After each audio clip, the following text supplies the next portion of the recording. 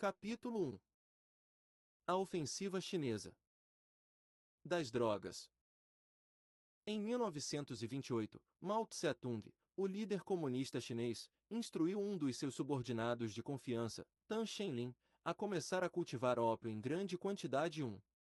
Mao tinha dois objetivos: utilizar o ópio como fonte de troca para suprimentos necessários e drogar a região branca. 2 Onde o branca possui sentido ideológico, e não racista.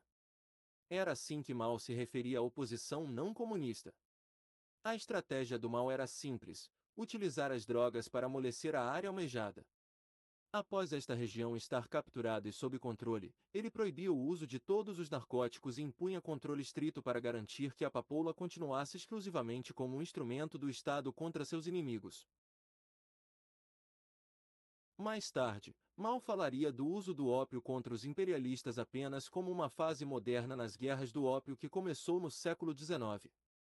Ópio foi uma poderosa arma que foi utilizada pelos imperialistas contra os chineses e deve ser utilizada contra eles na Segunda Guerra do Ópio.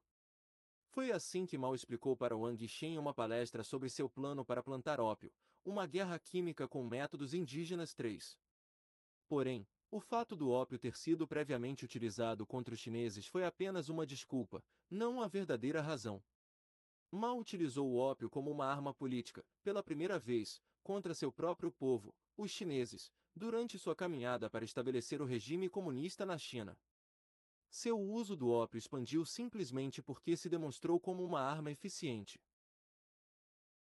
Assim que Mao dominou o território da China em 1949, a produção do ópio foi nacionalizada e o tráfico de narcóticos, contra os estados não comunistas, se tornou a atividade formal do novo Estado comunista, a República Popular da China.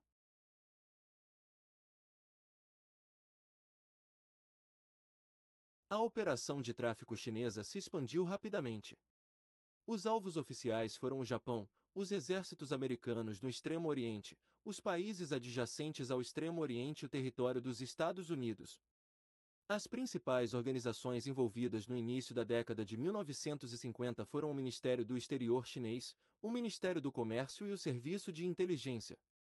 A Coreia do Norte também estava traficando narcóticos 4 em cooperação com a China nesta época, e estava diretamente conectada ao fluxo de drogas dentro do Japão e das bases americanas no Extremo Oriente. 5.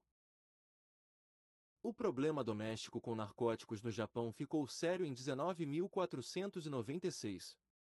A Divisão de Investigação Criminal das Forças Armadas Americanas no Japão, junto com as autoridades japonesas, começou a construir uma rede por todo o Japão para determinar como as drogas estavam entrando no país. 7. Em 1951, os japoneses oficialmente identificaram os narcóticos que entravam ilegalmente no país e as fontes do tráfico, que eram os governos comunistas da China e da Coreia do Norte. Este tráfico não era limitado ao ópio e à heroína, mas também incluía o haxixe, a maconha, cocaína e perigosos estimulantes sintéticos como o iropon e os aminobutanos. 8. Estes sintéticos em particular são especialmente perigosos e avaliados como os responsáveis por sérios problemas de saúde que começaram a aparecer no Japão no início da década de 1950. A experiência americana foi similar à japonesa. Um novo tráfico foi identificado no final da década de 1940. A QS Narcotics e agentes especializados se uniram para descobrir estas novas fontes e em 1951 começaram a descobrir grandes quantidades de heroína em grandes portos americanos como os de Nova York, São Francisco e Seattle. 9. A heroína foi diagnosticada como tendo sido fabricada na China e o tráfico estava sendo gerenciado pelos chineses. Sincronizada com o aparecimento do tráfico de narcóticos chineses entre 1949 e 1952, a produção de ópio na China aumentou rapidamente e atingiu o patamar de 2.000 a 3.000 toneladas por ano. Esta produção continuou neste patamar entre 1958 e 1964, quando a produção aumentou para incríveis 8.000 toneladas como parte do Grande Salto Adiante. 10. As datas destes aumentos são cruciais. Como será discutido no capítulo 11, examinando o uso de narcóticos nos Estados Unidos, observa-se dois aumentos abruptos no consumo que se destacam. O uso de narcóticos nos Estados Unidos veio caindo nas décadas de 1930 e 1940. Então, começando de 1949 a 1952, ocorreu uma ascensão abrupta simultaneamente ao lançamento da Operação de Tráfico Chinesa. Após 1952, o consumo de narcóticos decaiu. No final dos anos 50 e no início dos 60, veio o segundo grande aumento. Este segundo aumento coincide precisamente com a segunda expansão na Operação Chinesa de Narcóticos. E com a entrada da União Soviética no tráfico de narcóticos, como será descrito mais tarde. Esta correlação é um dos indicativos de que o aumento do tráfico e consumo de drogas dentro dos Estados Unidos e pelo mundo afora não é um processo evolucionário natural, ou um fenômeno condicionado pela demanda. Pelo contrário, existem poderosas forças em segredo estimulando e expandindo o consumo. No caso do tráfico chinês, não existe dúvida que foi uma atividade oficial do Estado. Dados sobre o tráfico chinês e norte-coreano foram obtidos pela Segurança Interna Japonesa, pelo Serviço de Inteligência do Exército Americano e pelo US Narcotics Bureau, operando com a ajuda de auditores fiscais infiltrados e de informantes da CIA na China 11. Estes dados indicavam claramente as fontes de produção, instalações para manufatura e empacotamento, redes de tráfico e até mesmo as organizações gerenciadoras 12. Como será discutido mais tarde, a operação chinesa de narcóticos estava infiltrada e era observada pela inteligência soviética e tchecoslovaca, e havia certas operações de narcóticos chinesas conduzidas conjuntamente com os comunistas da Coreia do Norte, do Vietnã e do Japão. A operação chinesa dos narcóticos também foi descrita por vários oficiais chineses que mais tarde abandonaram a China e conseguiram asilo político em outros países. Um destes que desertou no fim da década de 1950 descreveu uma reunião secreta dos oficiais do Estado em 1952, quando a operação chinesa foi reorganizada, e um plano de 20 anos de duração foi adotado 13. Nesta reunião, decisões foram tomadas no sentido de padronizar os tipos de narcóticos, estabelecer regulações de promoção, fixar cronogramas de preços projetados para incentivar o marketing agressivo, despachar representantes de vendas, expandir a pesquisa e a produção e reorganizar as responsabilidades de gerência 14. Esta informação também é confirmada por dados coletados pelos agentes de inteligência soviéticos e tchecoslovacos, como será discutido em maiores detalhes nos capítulos 4 e 6. A organização por trás das operações chinesas de narcóticos era extensa e envolveu muitos ministérios e agências do nível nacional até os níveis locais. Estas organizações supervisionaram a recuperação das terras de produção, Ministério das Florestas e Silvicultura, cultivo e pesquisa para produzir variedades melhores da papoula, Ministério da Agricultura, desenvolvimento de opiáceos, Comitê para a Revisão da Austeridade, controle de estoque e preparação para exportação, Ministério do Comércio, gerenciamento das organizações de comércio exterior, Ministro do Comércio Exterior, controle estatístico e programação, quadro de produção do Governo Central, Finanças, Ministério das Finanças Marketing através de representantes especiais e intrigas políticas, Ministério das Relações Exteriores, e Operações de Segurança e Operações Secretas, Ministério da Segurança Pública, 15. O portfólio de técnicas do tráfico contava com os do contrabando clássico, transporte utilizando empresas de navegação, algumas informadas e outras desinformadas a respeito, uso de comunistas e chineses pelo mundo, colaboração com os sindicatos do crime organizado, o uso de entidades consulares do país no estrangeiro, abuso do privilégio diplomático, uso de mercadorias normais como disfarce, transporte por correio e falsificação ou falso empacotamento utilizando marcas conhecidas 16.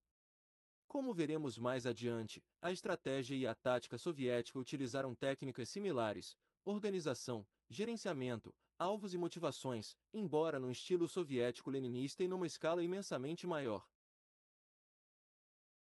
Nas décadas de 1950 e 1960, provavelmente o mais importante oficial operando no dia a dia do controle da operação das drogas na China foi Zhou Enlai.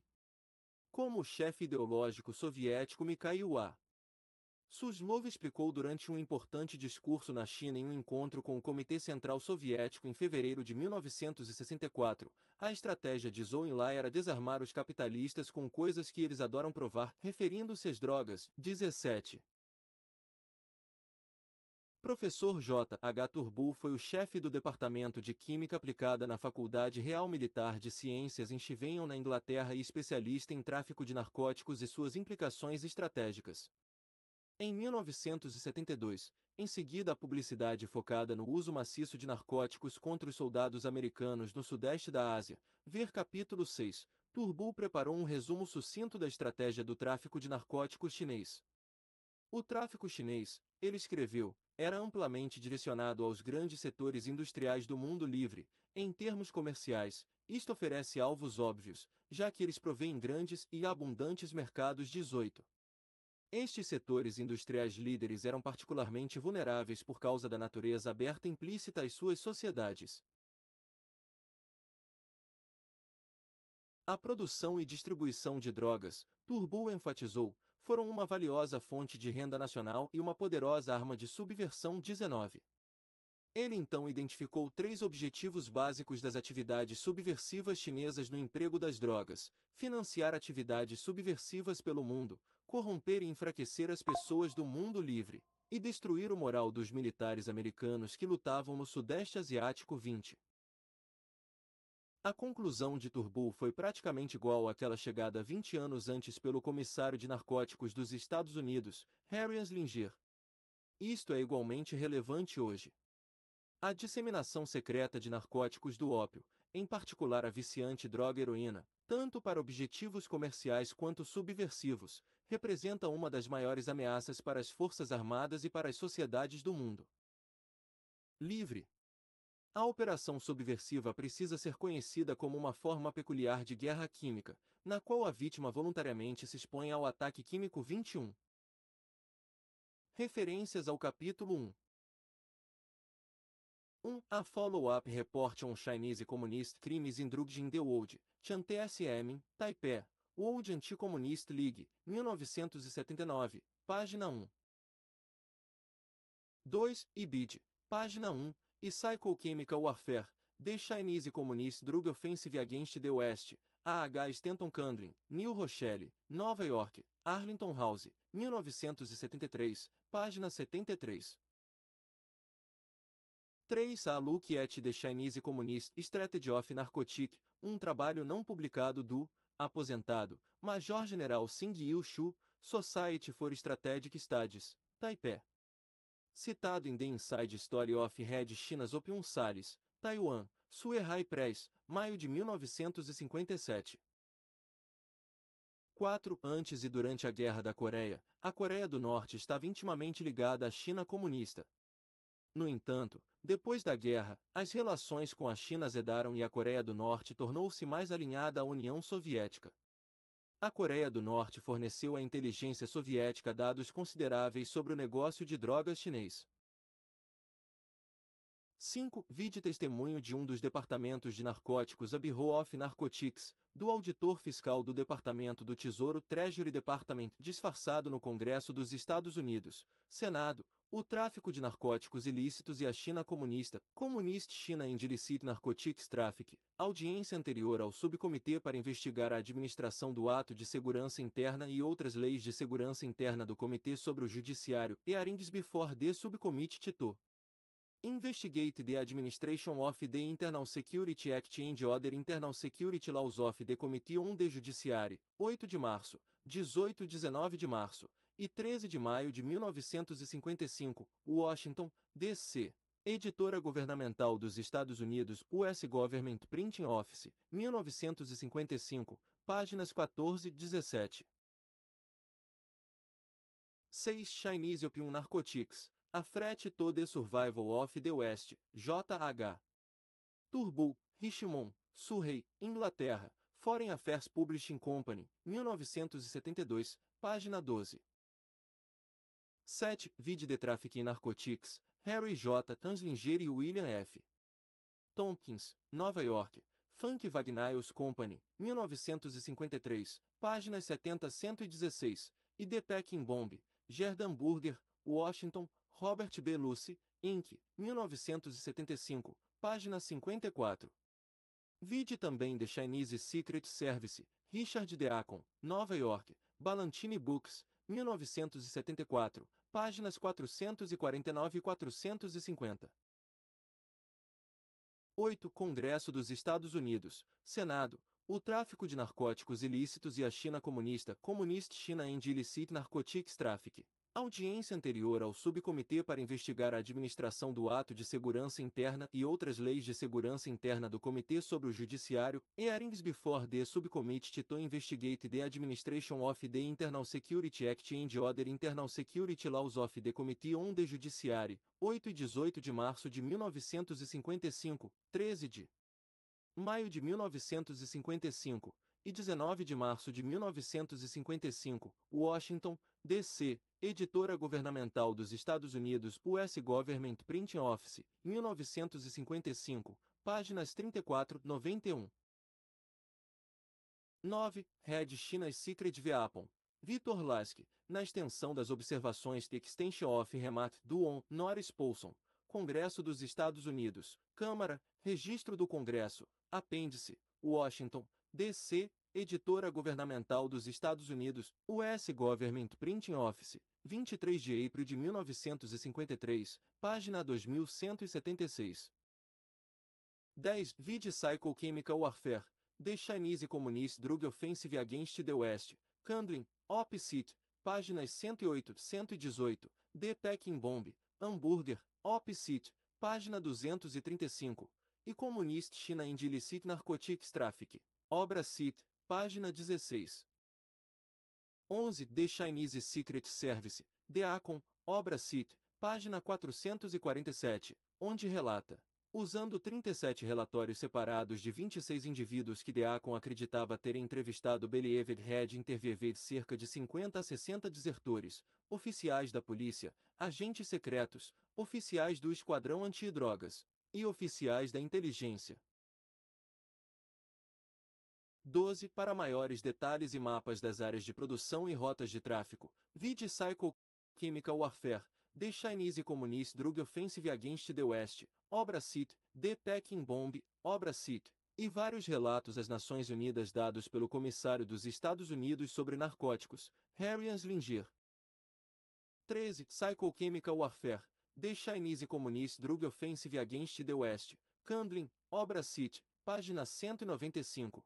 E The Peking Bomb, Hamburger, obra Cit, página 59. 14. Tóquio Shimbun, 8 de janeiro de 1953, citado em Mao Tse-tung, Stop this Dirty Business, Richard L. G. Deverell, Tóquio, Toyo Printing and Bookkeeping Co., 1954, páginas 64, 66. Vide também Psycho Chemical Warfare, The Chinese Communist Drug Offensive Against the West, Kandlin, obra Cit, páginas 195-197-454-455. 15. Psycho Chemical Warfare, The Chinese Communist Drug Offensive Against the West, Kandlin, Op. Cit, página 214. 16. IBID, páginas 215 e 216. 17. Entrevista com Jiang Sejna, que estava presente quando Suslow discutia sobre o tráfico de narcóticos chinês em detalhes. Esta informação é derivada da inteligência soviética. 18. Chinese Opium Narcotics, Turbo, Op. Cit, página 15. 19. IBID, página 15. 20. IBID. 21. IBID, página 16. Capítulo 2.